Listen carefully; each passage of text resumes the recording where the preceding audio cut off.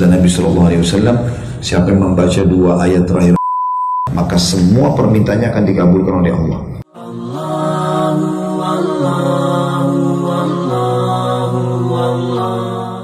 Zikir pada saat mau tidur. Di sini penulis mengatakan menyatukan 2 telapak tangan seperti ketika berdoa, lalu meniup keduanya sambil membaca pada keduanya surah Al-Ikhlas. Sudah kita tahu tentunya Bismillahirrahmanirrahim. Di sini di buku kita ditulis Qul huwallahu ahad, Allahus samad, lam yalid wa lam yulad wa lam yakul lahu kufuwan ahad. Katakanlah dialah Allah yang Maha Esa. Allah adalah Tuhan yang bergantung kepadanya segala sesuatu. Dia tidak beranak dan tidak pula diperanakkan, dan tidak ada seorang pun yang setara dengannya. Begitu juga dengan Al-Falaq. Bismillahirrahmanirrahim.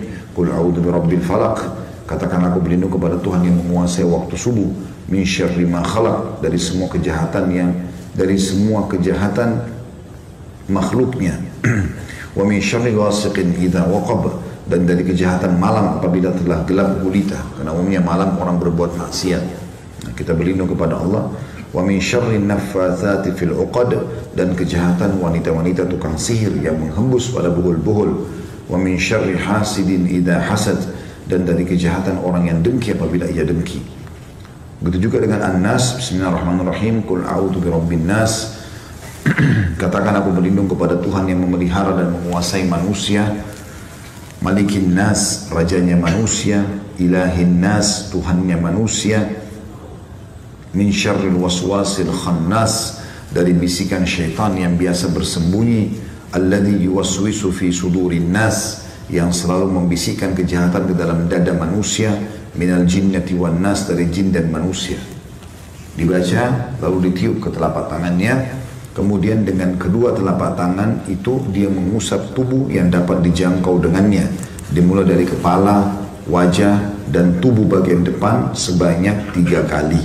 Hadis ini riwayat Bukhari, ya, jilid 9 halaman 62, dan Imam Muslim jilid 4 halaman 1723. Jadi bisa teman-teman lakukan dengan 2 cara. Baca Al-Ikhlas, Al-Falaq, An-Nas sekali-sekali, tiup ke telapak tangan, lalu usap dari kepala sampai kaki. Diulangi sampai 3 kali. Atau bisa dengan cara yang lain, baca langsung 3 kali Al-Ikhlas, 3 kali Al-Falaq, 3 kali An-Nas, tiup telapak tangan, usap dari kepala sampai kaki. Ini termasuk riwayat Bukhari ini, riwayat Bukhari Muslim ini yang dijadikan sebagai dalil bolehnya ruqyah di dalam agama Islam. Kemudian dianjurkan membaca ayat kursi. Allahu la ilaha illa, bismillahirrahmanirrahim. Allahu la ilaha illa wal hayyul qayyum. Allah yang tidak ada Tuhan yang berhak disembah kecuali Dia. Dia Maha hidup dan terus-menerus mengurus makhluknya. La ta'khudhuhu sinatun wa la naum. Dia tidak pernah mengantuk apalagi tidur. Lahu ma fis samawati wa ma fil ard, miliknya lah semua yang di langit dan di bumi. Man dzal ladzi yashfa'u indahu illa bi idzni, tidak akan pernah ada yang bisa memberikan pertolongan di sisinya kecuali dengan izinnya. Ya'lamu ma baina aydihim wa ma khalfahum, dia adalah Tuhan yang mengetahui semua apa yang ada di antara kedua tangan mereka dan di belakang mereka. Wala yuhituna bi syai'in min ilmihi illa bima syaa', dan mereka tidak mengetahui apa-apa dari ilmu Allah melainkan apa yang dikehendakinya. Wasi'a kursiyyuhus samawati wal ard, sungguh maha luas telah pijakan kaki Allah atau kursinya Allah, ya, seluruh langit dan bumi ditutupi atau meliputi seluruh langit dan bumi. Kursi Allah meliputi langit dan bumi. Wala ya'udu hibduhuma wa huwal aliyyul azim, dan tidak ada yang merasa berat dan Allah tidak merasa berat memelihara keduanya, dan Dia maha tinggi lagi maha besar. Al-Baqarah 255. Ada footnote di situ bagi yang pegang bukunya, halaman atau footnote nomor 127 di halaman 98. Keutamaan baca ayat kursi kalau mau tidur, barang siapa, kata Nabi SAW, barang siapa membaca ayat tersebut ketika hendak berbaring di tempat tidurnya, maka Allah akan senantiasa menjaga dirinya dan syaitan tidak akan mendekatinya hingga pagi hari. Hadis riwayat Bukhari jilid 4 halaman 487. Nah, karena syaitan biasanya datang dalam mimpi, nakut-nakuti, ketindihan, ya, dan segala macam hal.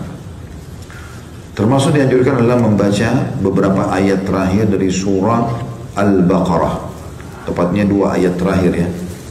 Ayat 285 sama 286. A'udzu billahi minasyaitonir rajim. Amanar rasulu bima unzila ilaihi min rabbih wal mu'minun. Sesungguhnya Rasul Muhammad SAW telah beriman terhadap apa yang diturunkan kepadanya. Begitu juga orang-orang beriman telah beriman terhadap apa yang diturunkan kepadanya. Kullun amana billah, semuanya mengimani tentang keberadaan Allah, wa malaikatihi, dan seluruh malaikat-malaikatnya, wa kutubihi, dan kitab-kitabnya, wa rusulihi, dan rasul-rasulnya, la nufarriqu baina ahadin min rusulih, dan kami tidak membeda-bedakan antara utusan-utusan Allah itu. Wa qalu sami'na wa ata'na, dan mereka berkata kami dengar dan kami patuh. Ghufranaka rabbana wa ilaikal masir, pengampunanmu yang kami harapkan wahai Tuhan kami, dan kepadamu lah kami akan dikembalikan. Itu ayat 25-nya. Ayat 26-nya, dua ayat terakhir Al-Baqarah. La yukallifullahu nafsan illa wus'aha, Allah tidak akan membebankan jiwa melampaui kemampuannya. Laha ma kasabat wa 'alaiha maktasabat, miliknya lah sesungguhnya ia mendapatkan pahala dari kebaikan yang diusahakannya dan mendapat siksa dari kejahatan yang dikerjakannya. Rabbana la tu'akhidna, laha ma kasabat wa 'alaiha maktasabat, Rabbana la tu'akhidna in nasina aw akhtana, wahai Tuhan kami janganlah kau menghukumi kami karena kami lupa atau kami salah. Rabbana wa la tahmil alaina isran kama hamaltahu ala alladhina min qablina, wahai Tuhan kami janganlah kau bebankan kepada kami beban yang berat sebagaimana engkau bebankan kepada orang-orang sebelum kami. Rabbana wa la tuhammilna ma la taqata lana bih, ya Tuhan kami janganlah kau bebankan kami di atas kemampuan kami. Wa'fu anna, maafkanlah kami. Waghfir lana, dan juga ampunilah kami. Warhamna, kasihanilah kami. Anta maulana, engkaulah ya Tuhan kami.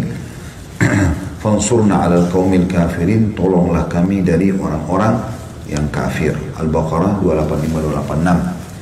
Di situ ada footnote nomor 128 di halaman 101. Hadisnya adalah hadis riwayat Bukhari di jilid 9 halaman 94 dan Muslim jilid 1 halaman 554. Kata Nabi SAW, barang siapa yang membaca dua ayat tersebut di malam hari, dua ayat akhir Al-Baqarah, maka dua ayat tersebut telah mencukupinya. Makna mencukupinya adalah memenuhi segala kebutuhannya dengan termasuk menyelamatkannya dari segala mara bahaya.